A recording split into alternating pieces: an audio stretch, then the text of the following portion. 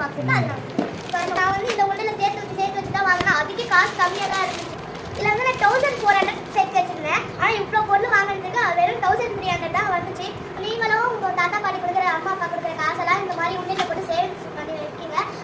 நம்ம வீடியோ பிடிச்சிருச்சா மறக்காம லைக் பண்ணுங்க, ஷேர் பண்ணுங்க. கையோடு கும்பிட்டு அந்த பெல் பட்டனை கிளிக் பண்ணுங்க.